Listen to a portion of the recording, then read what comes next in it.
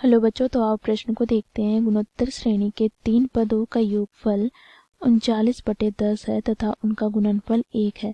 सारानुपात तथा पदों को ज्ञात कीजिए। तो दिए गए प्रश्न की मुख्य अवधारणा की बात करें तो बच्चों यहाँ पर हम गुणोत्तर श्रेणी की बात करेंगे। तो यदि गुणोत्तर श्रेणी का प्रथम पद a और सारानुपात r हो तो दूसरा पद क्या हो जाएगा, a गुनी r, तीसरा पद a गुनी r का वर्ग, चौथा पद a गुनी r की घात 3, इसी प्रकार n पदों तक। अब बच्चों देखो यहाँ पर a क्या है, तो a यहाँ पर प्रथम पद है। बच्चों r की बात करें तो r यहाँ पर क्या है, तो सारानुपात।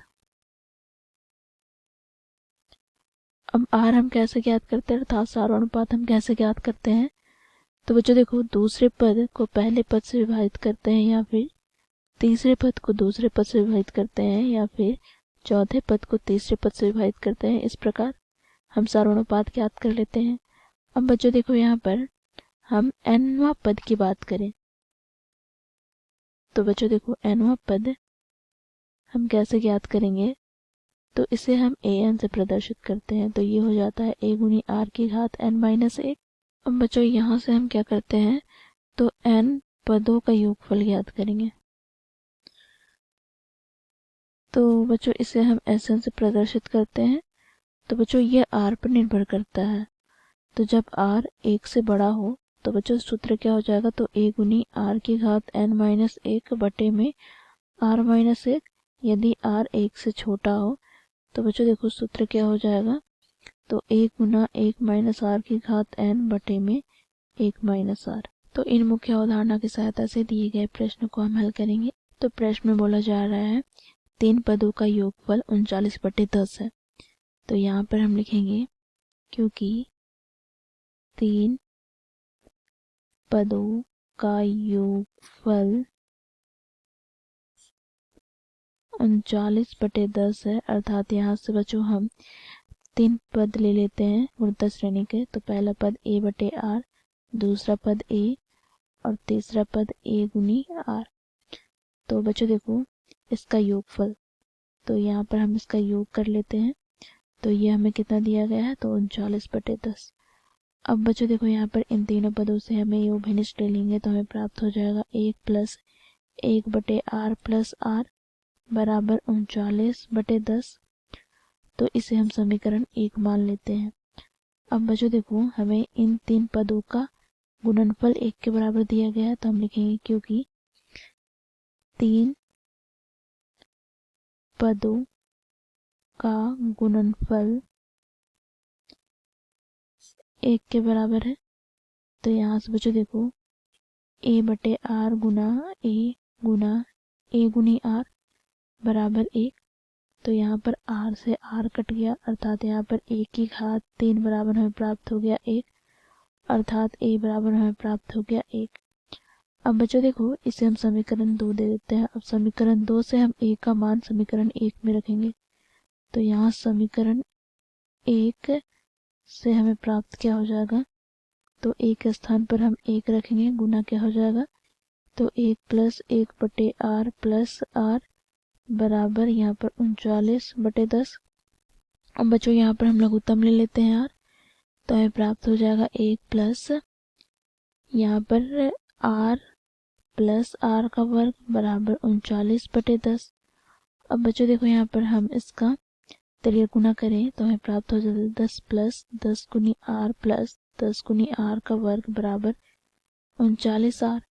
तो यहाँ से हमें प्राप्त हो गया 10 गुनी r का वर्ग, यहाँ पर plus 10r minus 39r plus का 10 बराबर 0। तो यहाँ से बच्चों देखो 10 गुनी r का वर्ग माइनस 29r प्लस का 10 बराबर 0। अब बच्चों देखो यहाँ पर ये हमें द्विघात समीकरण प्राप्त हो गया। तो बच्चों यहाँ पर हम मध्य पद को तोड़कर गुणनखंड करेंगे इसका। तो यहाँ पर 10 गुनी r का वर्ग, बच्चों मध्य वाले पद को कैसे तोड़ेंगे, तो यहाँ पर 10 गुनी 10 करना है, अर्थात यहाँ से हमें प्राप्त हो गया 100। 100 को हमें इस प्रकार तोड़कर लिखना है कि हमें जोड़ने पर 29 प्राप्त होना चाहिए और गुना करने पर पुनः 100 प्राप्त होना चाहिए। तो बच्चों देखो 25 गुना 4 हो जाएगा। तो देखो जोड़ने पर हमें 29 प्राप्त हुआ और गुना करने पर 100, 25 चौके 100 और गुना में क्या है आर प्लस यहाँ पर 10 बराबर 0।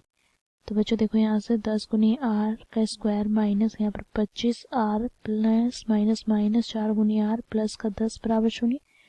तो बच्चों देखो इन दोनों पदों से हम 5 आर उभयनिष्ठ लेंगे तो यहाँ से हमें प्राप्त हो जाएगा 2 गुनी आर माइनस यहाँ पर 5। बच्चों देखो इन दोनों पदों से हम -2 उभयनिष्ठ लेते हैं तो यहाँ से हमें प्राप्त हो जाएगा 2 गुनी आर माइनस 5 बराबर 0।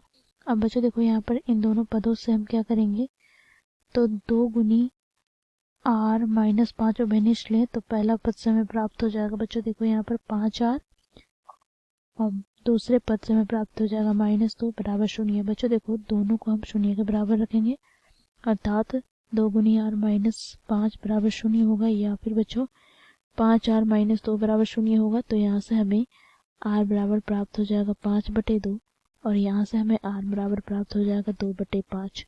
तो हम आर के 2 मान प्राप्त हो गए। तो यहाँ पर हम लिख लेते हैं 2/5 तथा 5/2।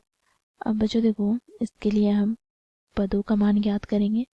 तो जब हम आर बराबर 2/5 ले तो बच्चों यहाँ से हमें हम लोगों ने गुणोत्तर श्रेणी के पदों को क्या लिया है, तो देखो a/r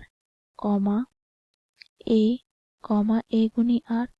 तो यहाँ से बच्चों देखो a हम लोगों ने याद किया है 1, तो 1 क्या हो जाएगा r का मान 2/5 यहाँ पर 1 यहाँ पर 1 गुना 2/5। तो यहाँ से हमें क्या प्राप्त हो गया, तो यहाँ से हमें प्राप्त हो गया बच्चों देखो हमें पदों का मान प्राप्त हो गया। देखो ये 5 ऊपर चला जाएगा तो 5/2 1 2/5।